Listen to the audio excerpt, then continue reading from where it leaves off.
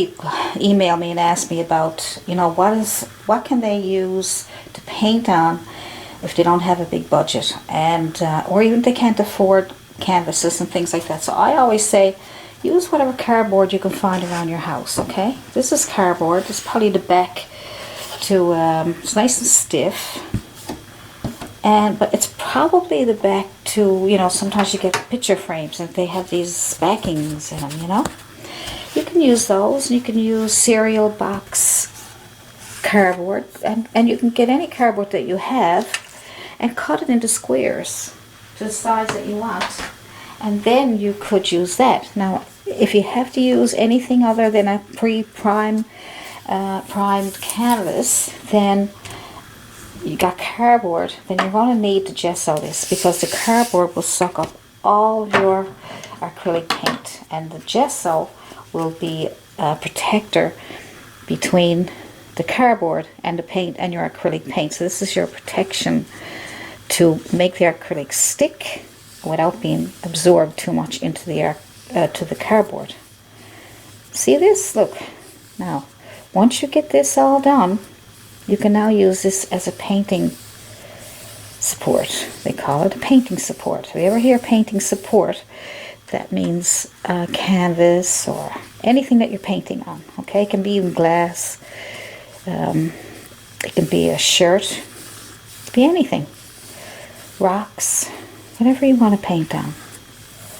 Alright, so, you know, I get emails, people ask me what can they paint on, and, you know, so they can save on their budget, and whatever you can find. And if you like painting on a flat surface, cut out some cardboard. I mean, you might even be able to go to a store and ask them to get any cardboard boxes they don't need anymore, or any cardboard at all, and you get great canvases.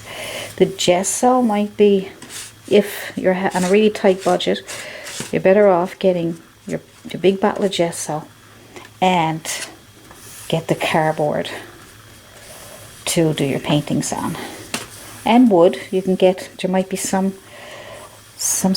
wood lying around, plywood or masonite.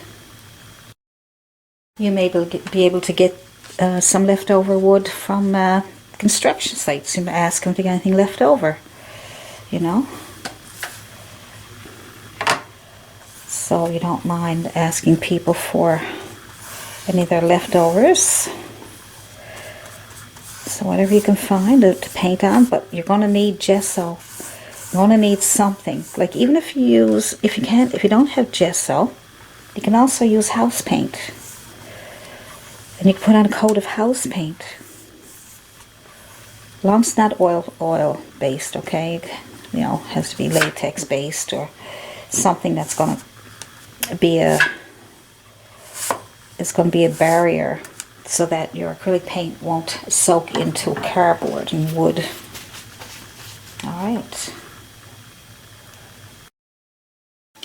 Now that's the cardboard that I did, but you can see it bent.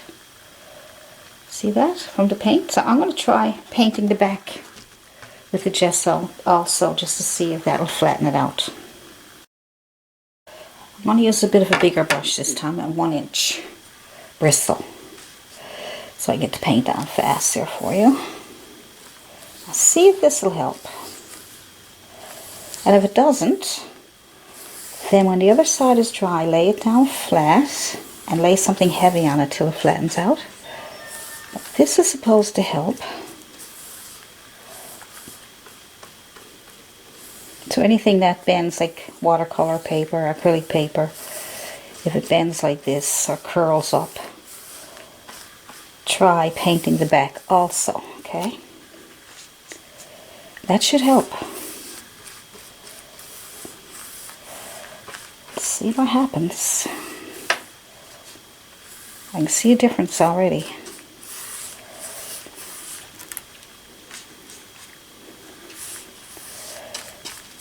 Alright.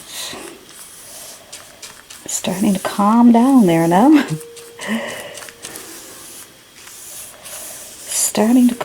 So that's the trick to keep from curling up, is to do the front and the back. But you might have to let one side dry first in order to do the back, because whatever you lay it on, it'll stick to it and paint will get everywhere. So one side dry, flip it over and redo the other side with gesso, and voila. So that worked. So look how nice and straight it is now. Look, look, isn't that perfect? Two sides, guys, two sides. But some people like to have some color in the background of their painting before they start a painting. So while you're gessoing it, you can add some color to your gesso. Just add a little bit of burnt umber and a little tiny bit of red. And that gives you some color to get started while you're gessoing it at the same time, you know. So you can get two birds with one shot, rather than doing 3 or 4 coats of gesso and all that paint being used, all that gesso being used. When you can do your background, so you'd be saving on your gesso, and it'll thin out your paint, so you'd be saving on your paint also. So lots of ways to save, and I'll try to give you as many tips and tricks as I can. And I write them down, and I do so many videos. I'm trying to do as many videos as I can, because I can't get my point across in every video. How nice it is. Like a pinkish color. Could be a nice sky or something, couldn't it? Could be water and a sky. If it was too pink, just add gesso instead. Look how nice it's coming out. It's actually really, really covering up that background, isn't it? The color. So now you have a really nice background to work with, and it's all gessoed all at the same time. Alright, so that's a little tip there for you that helps. Ask me any questions if you have any. Now this painting here is just something I was playing around with, so it's not a good painting, so don't go thinking I'm going over something good. But these are basically just practicing and checking out colors. That's what I do. If you're trying to do a painting, check out the different colors by doing a sample painting. So what I'm going to do is I'm going to paint over that painting. I know it might look like it could be a good painting, and probably could, but I need to use that now to show you how I can paint over that with the gesso. So I have some gesso on my messy palette, bit of it there on my brush, and we may only need that much, I don't know, but we'll put that on there so far, because this painting is pretty strong. We may need 2 coats, okay? There we go. Good. Now, I'm finding this brush is not working quite as good as my bristle brush. I like to experiment, but I don't find these brushes, these synthetic brushes with the chiseled edge, that great for spreading paint. It leaves streaks. See these streaks right there? See that? That's what I find they do. But I find that my unless you go like one end to the other. But if you're just painting a sky like this, look, see? You're going to get all of those things going on with your synthetic brush. So it's hard to get rid of too, and it's annoying because you constantly got to keep going back over and over it to get rid of them. Alright, so let's go back to the bristle brush and see the difference. So I'm going to use I'm just going to try my small bristle brush. It's my size 8. There you are. Let's try that and see the difference. Just going to fill it up with gesso, and I am going to just spread so much better. Bristle brushes are great for big areas, but those soft synthetic brushes are not that great for blending and spreading paint. Not in my opinion anyway, not what I've been, you know, doing over the years. Yeah, my canvas is live. See, and I'm not getting those. I'm not getting those streaks that I was getting with the other brush. Now this does need a second coat, so whenever you want a second coat, make sure you let that dry first. Now I have this painting here that I'm going to put gesso on, and I'm going to paint over to see how good it covers. There we go. I just used my bristle brush, and I am going to hold this down.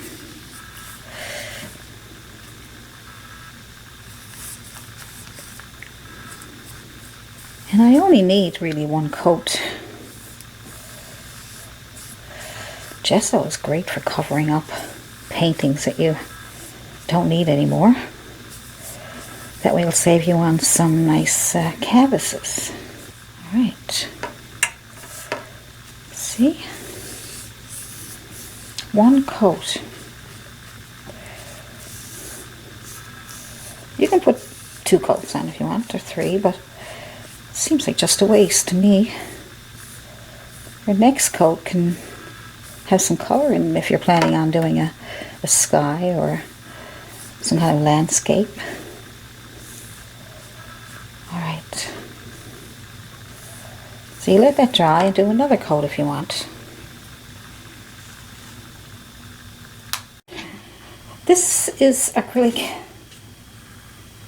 paper you can paint on. Now this is already pre-primed. I don't think you have to put gesso on it. You can if you want to, but I don't think it's necessary, because once you put your acrylic paint on, you know, it's really nice. It's heavy, and it won't absorb your paint.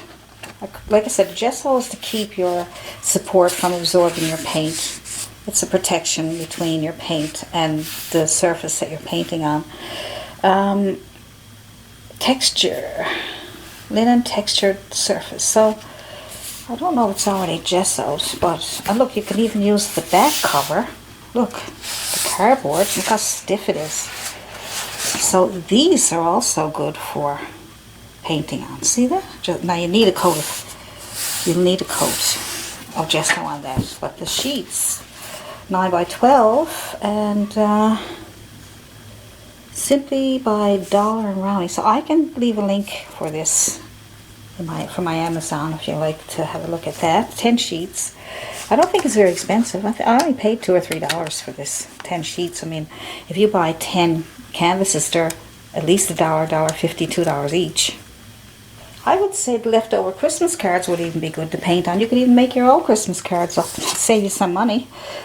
So let's try that. Let's gesso this Christmas card and see what that comes out like. Now, you might need a couple of coats, but we don't need this Christmas card. You're probably going to end up throwing in the garbage anyway. So let's put a coat of gesso on it there. Okay, so you can see through it because it's glossy. Christmas cards are usually pretty glossy, right? Alright, so let's just put a coat on there. Let that dry. We'll do a second coat then. Now, as you can see, it's starting to buckle. Okay, so what we'll do is we'll do the back. So by doing the back, it's starting to calm down. There we go. I'll let that dry now and we'll see if it goes nice and straight.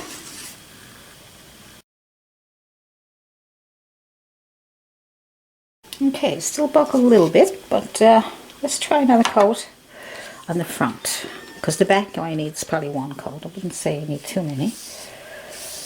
But if you want to do your own Christmas card, you have to paint over everything that's on that card. You don't have to cut it in half like I did. I just did this to show you how we can get it to go flat, because you're going to get some buckling. Alright.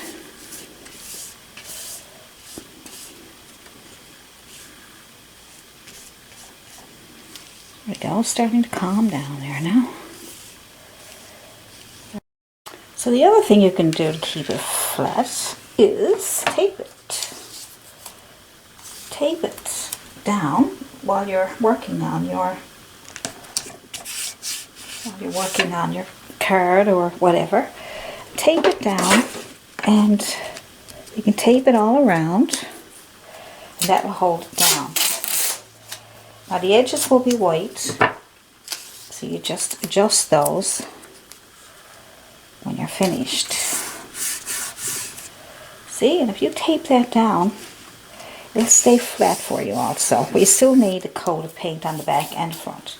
And like I say, if you don't have gesso, just use white house paint primer. It's pretty cheap. You get a couple of gallons of white primer. It shouldn't be no more than $10 or so, or a gallon or whatever. So check that out also. White primer, but not oil based. And if you liked this video, then you can subscribe so you can get more free videos. And you can like, share if you could, if you think it could help other people. And if you have any questions, just leave it in the comments section below. And you can email me at allisonprior@yahoo.com. So I'll see you in the next video.